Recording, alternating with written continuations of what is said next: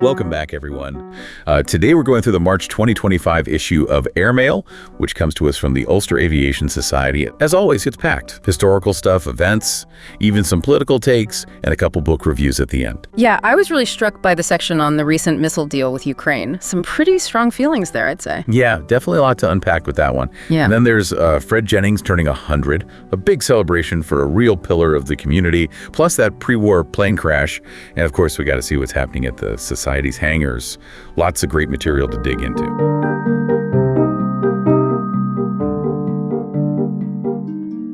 Why don't we just jump right in? Ron Bishop's Editor's Forward, always a good place to start. Page 2 if you're following along. And he wastes no time. Gets right into that 1.6 billion pound big missile order for Ukraine. It's good news for the local aerospace industry. But it's hard to ignore the backdrop to it all. It is. He captures that tension pretty well. On one hand, you've got the success story right here at home, but it's tied to a global conflict no one wants. Makes you think about the wider consequences of aviation, even when it's not wartime. True. Though he does find some brighter spots too, doesn't he? That increase in passenger numbers at local airports, 13–14%, is nothing to sneeze at. It's a real sign things are picking up again, travel-wise. Competition between EasyJet and Ryanair is probably playing a role, like he suggests. Makes you wonder, though, is this budget travel boom sustainable long-term? Especially with everything going on globally. That's the million-dollar question, isn't it? But Bishop doesn't shy away from the flip side either. You know, he brings up the Zelensky-Trump confrontations, how tense things are. And it really makes you think, these missiles, there's a good chance they'll be used in a real conflict. It puts a damper on things, for sure. What I thought was really interesting was he didn't try to oversimplify it. It'd be easy to just be like, hey, more jobs, that's good, let's celebrate. But Bishop acknowledges that it's not so black and white. I think that probably resonates with a lot of our listeners, you know? Now, just to shift gears a bit before we get too bogged down, Bishop does talk about how the local airports are doing. And it's actually good news all around. Yeah, all three of them, Belfast International, City, and Derry, they all saw passenger numbers up last year, 2024, something like 13–14%, which is pretty healthy. And Belfast International is actually back at pre-COVID levels. Isn't that something? It is. And you know who Bishop gives some of the credit to? EasyJet and Ryanair. Says they're keeping each other on their toes, all that competition, driving things forward. Yeah, sometimes a little rivalry is good for business, right? It keeps everybody innovating, trying to offer the best deals. But then, and this is key, Bishop brings up sustainable aviation fuel.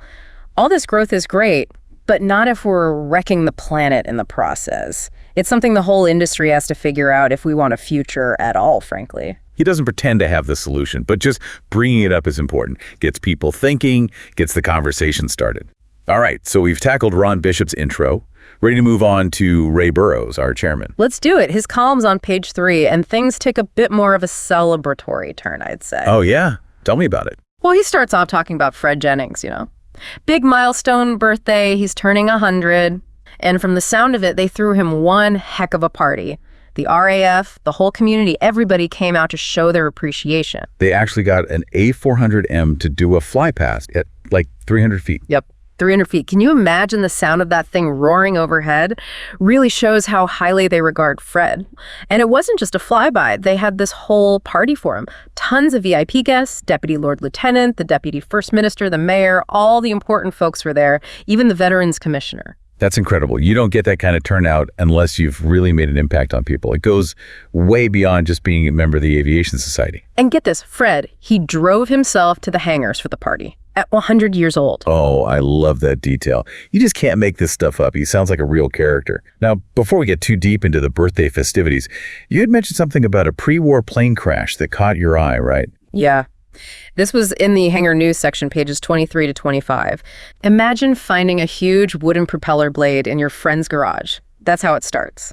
And Skillen's hooked immediately. He's on the case, spots that ION stamp, thinking it might be from a Napier Lion engine, and boom, he's off to the races trying to track down its history. He's like a detective, but for airplanes, digging through the Belfast newsletter archives, going through old articles, determined to put the pieces together. And his persistence pays off.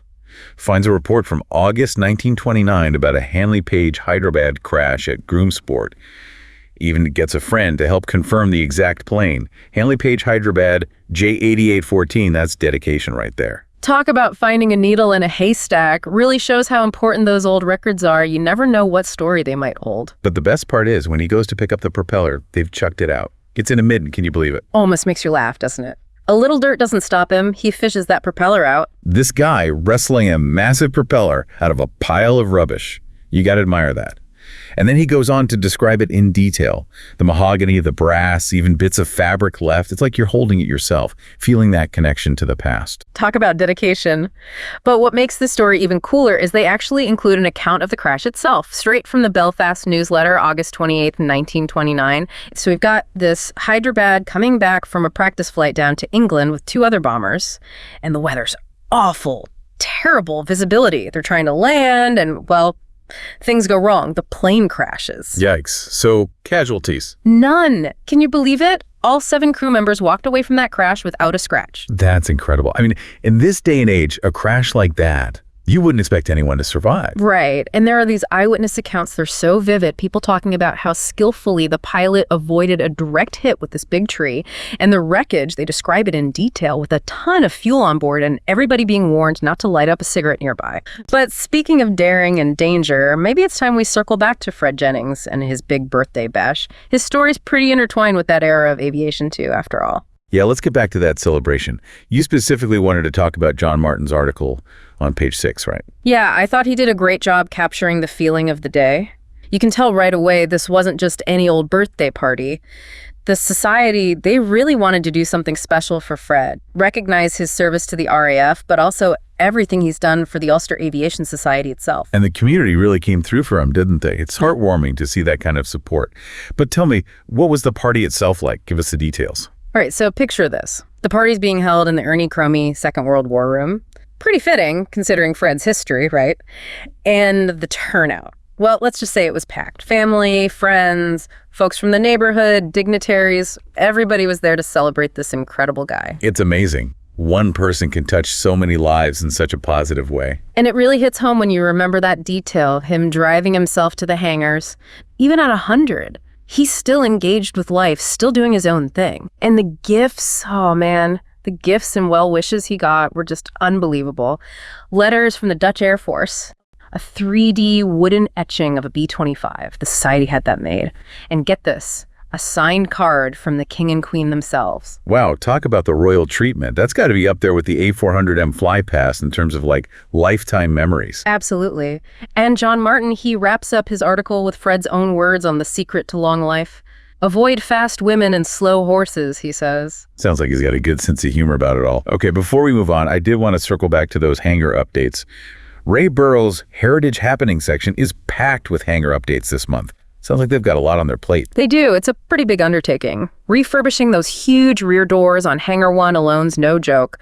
Plus, they're dealing with asbestos removal, replacing the mezzanine stairs, all to make those hangars safe and usable. It's all hands on deck, by the sounds of it. And it's not just about repairs either. They're actually making more space, paving the area behind the hangars. It's all part of a long-term plan to give the society room to grow.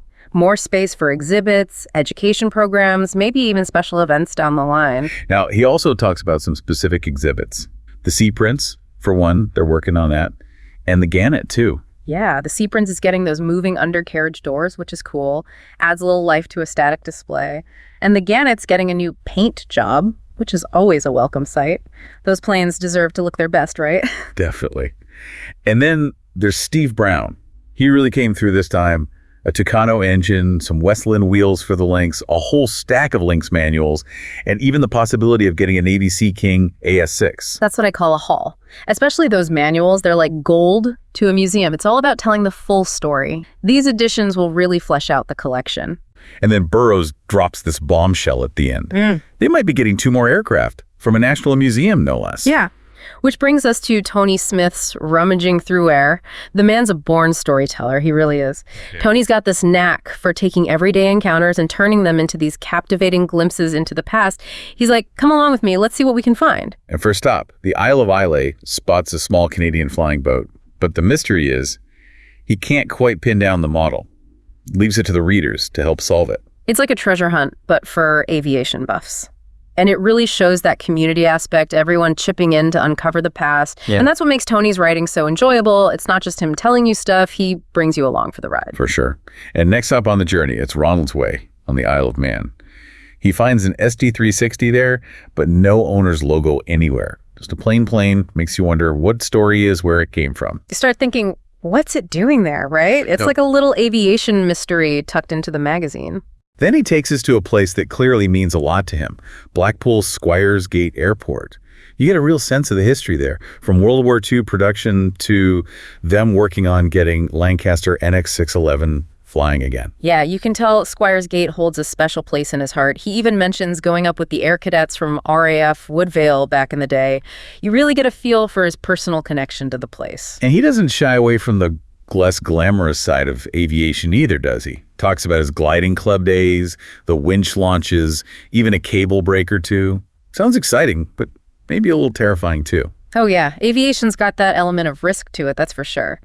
But for people like Tony, that's part of the appeal, that sense of freedom, of pushing boundaries. All right, well, before we move on to the book reviews, there's one more article I wanted to touch on. Ray Burrows again, page 19. It's called Made in Ulster, and it's all about the short Stirlings. Yes. This one really digs deep into a specific aircraft with a strong local connection. Sharp Brothers, the company that built them, they were based right here in Belfast, played a big role in World War II. So it's a story about Ulster's contribution to the war effort. Exactly. Burrows gets into the Stirling's development, all the technical stuff, the challenges they faced. They had this massive bomb bay, which was pretty unique at the time. He also talks about the crews who flew them, the dangers they faced. He mentions Joan Hughes, too, the only woman in the ATA who was qualified to fly a Stirling. It's incredible, isn't it? You know, we talk a lot about the machines, but it's important to remember the human element. People like Joan Hughes, pushing boundaries, doing things people thought were impossible. In her case, breaking gender barriers too. Okay, now we've got 2 book reviews this time around, both looking at different aspects of aviation history. First one's Aircraft of the Royal Navy since 1908 by David Hobbs. Guy Warner's the reviewer, and it sounds like a pretty comprehensive look at naval aviation. It is. Warner calls it magisterial even, praises it for being so thorough and detailed, covers a wide range of planes from those early biplanes all the way to the modern jets, and over 500 black and white photographs too. Warner mentions a few that really stood out to him.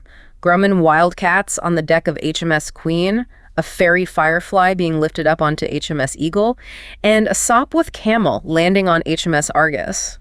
Just reading those descriptions, you can practically smell the salt air and hear the engines roaring. And you know what's interesting?